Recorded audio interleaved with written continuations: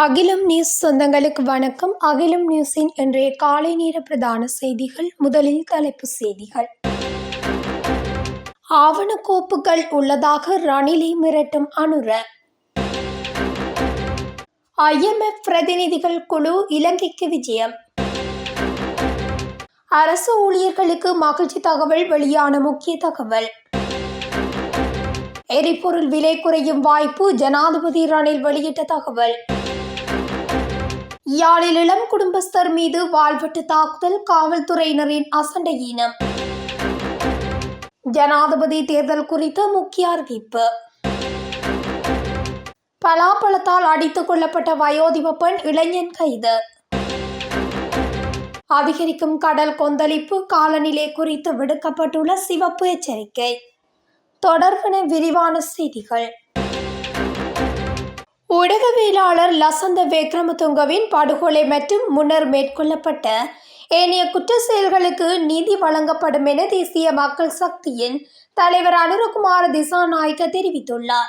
ஜப்பானில் இலங்கையர்கள் மத்தியில் உரையாற்றிய போதே அவர் மேற்கொண்டவாறு குறிப்பிட்டுள்ளார். மேலும் அவர் ஊழலுக்கு எதிராக போராடுவதை தவிர பல்வேறு சிறிய வழக்குகள் தொடர்பாக விசாரணைகள் நடத்தப்படுவதை தமது அரசாங்கம் உறுதி செய்யும். தற்போதைய ஜனாதிபதி ரணில் விக்ரமசிங்க தொடர்பான 2 ஆவணக்கோப்புகள் என்னிடம் உள்ளன. எனினும் தான் ஆட்சிக்கு வந்தால் யாரையும் பழிவாங்க போவதில்லை. எவ்வாறாயினும் சட்டம் கடுமையாக நடைமுறைப்படுத்தும். ஊழல் செய்பவர்கள் மீது சட்ட நடவடிக்கை எடுக்கப்படும் என குறிப்பிட்டுள்ளார். சர்வதேச நாணய நிதியத்தின் பிரதிநிதிகள் குழு ஒன்று இலங்கைக்கு விஜயம் மேற்கொள்ள உள்ளதாக நிதி ராஜாங்க அமைச்சர் செகான் சேமசிங்க தெரிவித்துள்ளார். அனுராதபுரத்தில் ஊடகங்களுக்கு கருத்து தெரிவிக்கும் போதே ராஜாங்க அமைச்சர் இதனை குறிப்பிட்டுள்ளார். இந்த குழு அடுத்த வாரம் இலங்கைக்கு விஜயம் மேற்கொள்ள உள்ளது. இதன்போது இலங்கையின் பொருளாதார முன்னேற்றம் மற்றும் எதிர்காலத்தில் எடுக்கப்பட வேண்டிய நடவடிக்கைகள் குறித்து கலந்துரையாட உள்ளதாக ராஜாங்க அமைச்சர் தெரிவித்துள்ளார். அனைத்து அரசு ஊழியர்களின் சம்பளத்தை 5000 ரூபாவினால் அதிகரிப்பது தொடர்பில் ஜனாதிபதி கவனம் செலுத்தியுள்ளதாக தகவல்கள் வெளியாகியுள்ளன.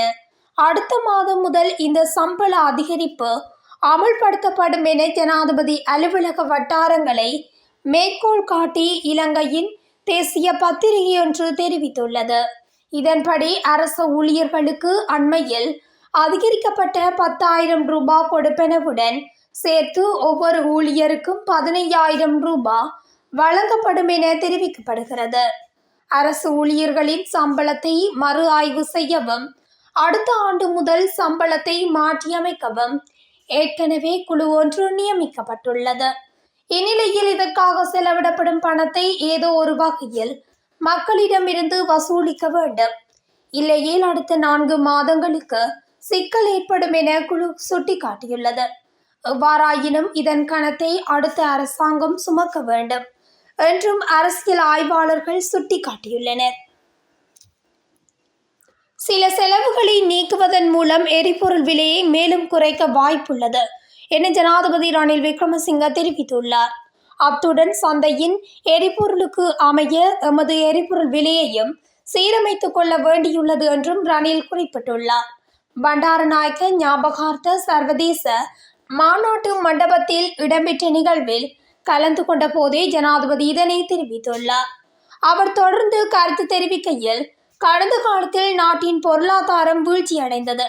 பொருளாதார வீழ்ச்சியுடன் சிறு வர்த்தகங்கள் உட்பட அனைத்து வர்த்தகங்களும் வீழ்ச்சி கண்டன. அனைத்து நுண்தொழில் துறைகளும் முற்றிலும் நட்டமடைந்தன. வங்கி கட்டமைப்பும் பாதிப்புக்குள்ளானது. எனவே அரசாங்கத்தை பொறுப்பேற்ற பின்னர் ஸ்திரத்தன்மையை உருவாக்கி சர்வதேச நாணய நிதியத்துடன் பேச்சுவார்த்தை நடத்தி வங்குரோத்து நிலையில் இருந்து மீள்வதற்காக செயற்படுவதே எமது முதல் பொறுப்பாக அமைந்தது. அச்சந்தர்ப்பத்தில் சர்வதேச நாணய நிதியத்துடன் ஒரு வேலை திட்டத்திற்கு செல்லுமாறு எமக்கு கடன் வழங்கிய அனைத்து நாடுகளும் கேட்டுக்கொண்டன. அப்போது உடன்பாடு ஏற்பட்டு அடுத்த கட்ட பணிகளை மேற்கொள்ளலாம் எனவும் தெரிவித்தன.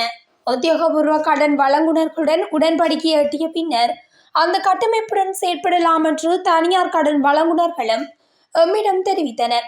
சில செலவுகளை நீக்குவதன் மூலம் எரிபொருள் விலையை மேலும் குறைக்க வாய்ப்புள்ளது. வலுசக்தி விலைகளுக்கும் இதுவே நடைபெறுகிறது என்று ஜனாதிபதி ரணில் விக்ரமசிங்க தெரிவித்துள்ளார். யாழ்ப்பாணம் பட்டுக்கோட்டை பகுதியில் வீதியால் மோட்டார் சைக்கிளில் சென்ற இளம் குடும்பஸ்தர் மீது வாள்வெட்டு குழுவினர் தாக்குதல் நடத்தியுள்ளனர். இந்த சம்பவம் நேற்று மாலை வட்டுக்கோட்டை காவல் பிரிவுக்குட்பட்ட அராலிமத்தி பகுதியில் இடம்பெற்றுள்ளதாக தெரிவிக்கப்படுகிறது. 28 வயது இளைஞன் மீதும் அவரது மோட்டார் சைக்கிள் மீதும் வாள்களாலும் இரும்பு கம்பிகளாலும் தாக்குதல் நடாத்தப்பட்டுள்ளது. இச்சம்பவம் குறித்து மேலும் தெரிய வருகையில், அராலிமத்தி குமுங்கன் குல வீதியால் சென்ற இளம் குடும்பஸ்தரை முச்சக்கர வண்டியில் வந்த 4 பேர் கொண்ட கும்பல் ஒன்று மறைத்து அவர் மீது வாளால் வீசியது. இதன்போது அவர் விலத்திய நிலையில் குறித்த வெட்டு அவரது மோட்டார் சைக்கிள் மீது சேதத்தை ஏற்படுத்தியுள்ளது. பின்னர் அந்த குழு அவரது மோட்டார் சைக்கிள் மீது கம்பிகளாலும் வாளாலும் தாக்குதல் நடத்திவிட்டு சென்றது. இவ்வாறு சென்ற குறித்த கும்பல் அராலி மத்தி பகுதியில் மோட்டார் சைக்கிளில் வந்த இளைஞனை மறித்து தாக்குதல் நடாத்தியது. இதன்போது குறித்த இளைஞனின் கையில் வாள்வெட்டு காயமும் உடலில் அடிகாயமும் ஏற்பட்டது. தாக்குதலுக்குள்ளானவர்கள் வட்டுக்கோட்டை காவல் நிலையத்துக்கு சென்று அங்கு இது குறித்து தெரியப்படுத்திவிட்டு குறித்த கும்பல் ஊரை விட்டு இன்னமும் வெளியேறவில்லை, நீங்கள் வந்தால் அவர்களை கைது செய்யலாம் என தெரிவித்தும் காவல்துறையினர் அசண்டை ஈனமாக செயற்பட்டு அவர்களை வெளியேற்றியதாக குற்றம் சாட்டப்படுகிறது. பின்னர் குறித்த இளைஞர் 107 என்ற அவசர இலக்கத்துக்கு தொடர்பு கொண்டு அவர்களுக்கு இது குறித்து தெரியப்படுத்திய பின்னரே காவல்துறையினர் இது குறித்து விசாரணை செய்துவிட்டு சம்பவ இடத்துக்கு சென்றதாக பாதிக்கப்பட்டவர்கள் தெரிவிக்கின்றனர். பாதிக்கப்பட்ட இருவரும் பட்டுக்கோட்டை காவல் நிலையத்தில் முறைப்பாடு பதிவு செய்த நிலையில் காவல்துறையினர் விசாரணைகளை மேற்கொண்டு வருகின்றனர். ஜனாதிபதி தேர்தல் குறித்த முக்கிய அறிவிப்பு இந்த வாரத்தில் வெளியிடப்படும் என தேர்தல் ஆணைக்குழு அறிவித்துள்ளது. தேர்தல் ஆணைக்குழுவின் தலைவர் RMAL ரட்நாயக்கா இந்த விடயத்தை தெரிவித்துள்ளார்.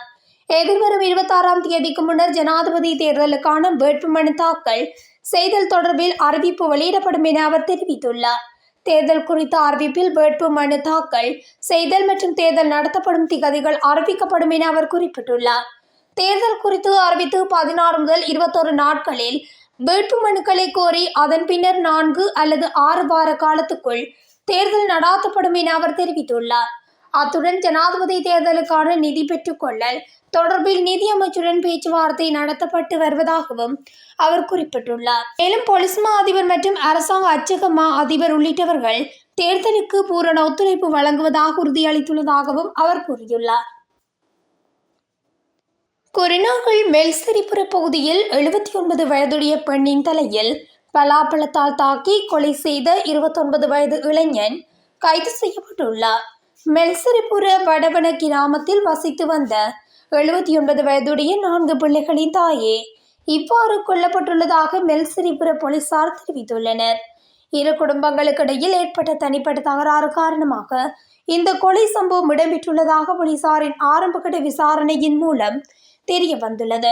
கொலை சம்பவம் தொடர்பில் நீதவான் விசாரணையும் பிரேத பரிசோதனையும் மேற்கொள்ளப்பட்ட பின்னர் மரணத்துடன் தொடர்புடைய சந்தேக நபரான இளைஞன் கைது செய்யப்பட்டுள்ளார். அத்துடன் கொலைக்கு பயன்படுத்தப்பட்ட பலாப்பழமும் போலீசாரால் கைப்பற்றப்பட்டுள்ளது. இந்நிலையில் மேலதிக விசாரணைகளை மெல்சிரிபுர போலீசார் மேற்கொண்டு வருகின்றனர். தென்மேற்கு பருவக்காற்று வானிலை காரணமாக அரபிக்கடல் மற்றும் வங்காள விரிகுடா கடற்பரப்புகள் மிகவும் கொந்தளிப்பாக காணப்படக்கூடும் என வளிமண்டலவியல் திணைக்களம் சிவப்பு எச்சரிக்கை விடுத்துள்ளது. இதனால் அந்த கடல் பகுதிகள் செயற்படும் நெடுநாள் மீன்பிடி படகின் கடற்தொழிலாளர்கள் மற்றும் கடல்சார் சமூகத்தினர் உடனடியாக கரையின் பாதுகாப்பான பகுதிகளுக்கு வருமாறு அறிவுறுத்தப்பட்டுள்ளனர். அந்த கடல் பகுதிகளில் 70 தொடக்கம் 80 கிலோமீட்டர் வேகத்தில் காற்று வீசக்கூடுவதுடன் கடல் பகுதிகள் மிகவும் கொந்தளிப்பாக காணப்படக்கூடும் என கூறப்பட்டுள்ளது. மேலும் வளிமண்டலவியல் திணைக்களத்தால் வெளியிடப்படும் எதிர்வரும் அறிவிப்புகள் தொடர்பில் மீனவ மற்றும் கடல்சார் சமூகத்தினர் அவதானமாக இருக்குமாறும் தெரிவிக்கப்பட்டுள்ளது. இதேவேளை மத்திய மலையகத்தின் மேற்கு சரிவுகளிலும் வடக்கு, வடமத்திய மற்றும் வடமேல், மேல் மற்றும் திருகோணமலை, மொனராகலை, காலி மற்றும் மாத்தறை மாவட்டங்களிலும் சில இடங்களில் மழை பெய்யக்கூடும் என தெரிவிக்கப்பட்டுள்ளது. நாட்டின் ஏனைய பகுதிகளில் பிரதானமாக மழையற்ற வானிலை நிலவும் என எதிர்பார்க்கப்படுகிறது. இத்துடன் அகிலம் நியூஸின் இன்றைய காலை நேர பிரதான செய்திகள் நிறைவடைகின்றன. தொடர்ந்தும் இதுபோன்ற செய்திகளை அறிந்து கொள்ள அகிலம் நியூஸ் ஊடகத்துடன் இணைந்திருங்கள். நன்றி, வணக்கம்.